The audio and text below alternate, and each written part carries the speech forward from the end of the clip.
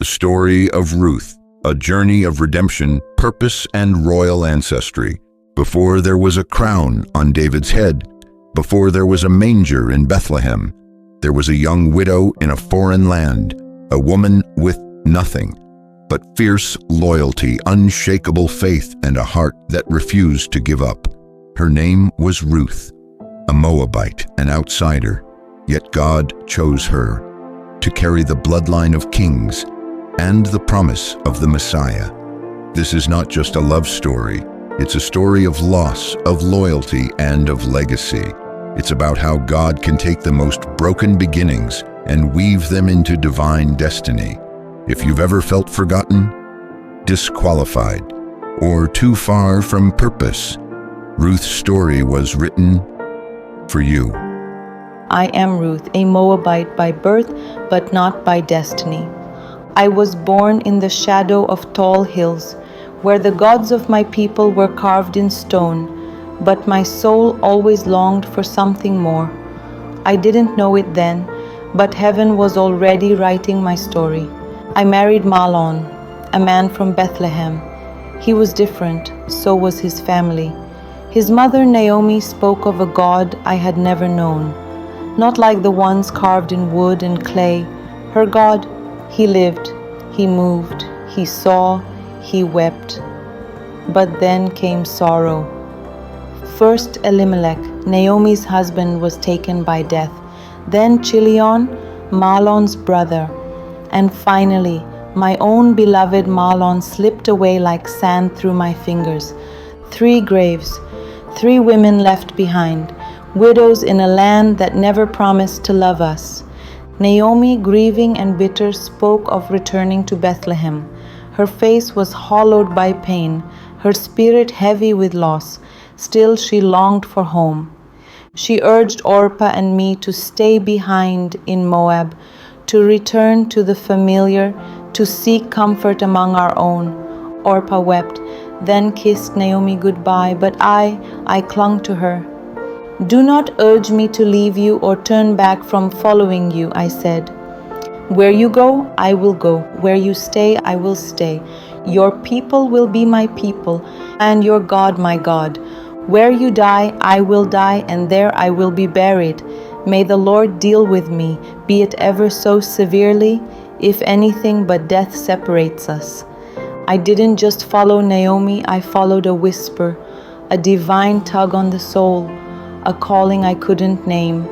We arrived in Bethlehem at the beginning of the barley harvest. The people stirred at the sight of Naomi, but she was not the woman they remembered. Call me Mara, for I am bitter, because the Almighty had brought me back empty. But she was not empty. I was there, and I would not let her be forgotten. To feed us, I went to glean behind the reapers. Bending low to gather scraps from the harvest, I whispered prayers I had never learned but somehow knew. I did not know whose field it was, but heaven did. It was the field of Boaz, a man of strength and standing and mercy. He had heard of me, of the Moabite widow who stayed, who chose Naomi and Naomi's God. He came to me not with suspicion, but kindness. He offered protection, provision, honor. Likewise, he called me daughter. He gave me more than grain. He gave me dignity.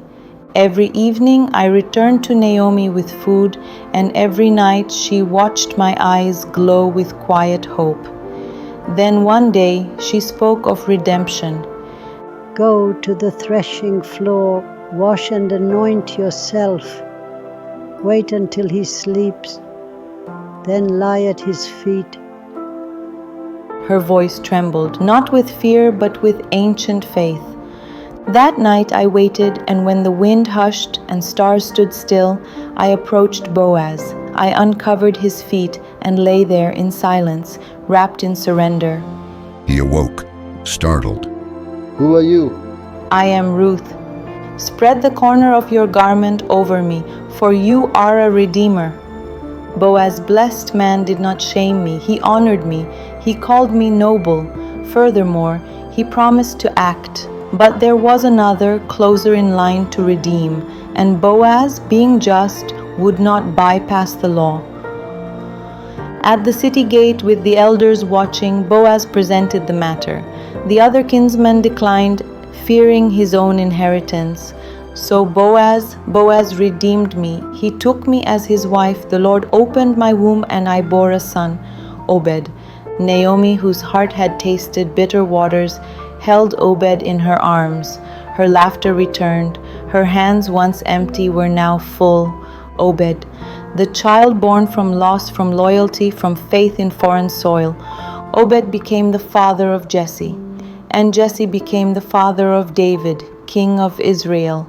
From David came the line of the Messiah, Jesus, the Son of God, the Redeemer of all.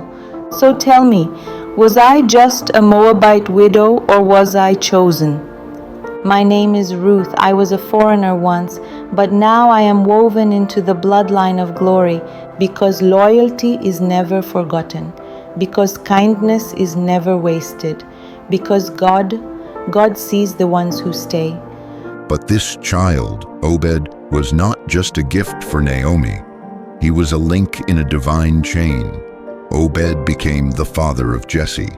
Jesse became the father of David, the shepherd, the warrior, the anointed king of Israel.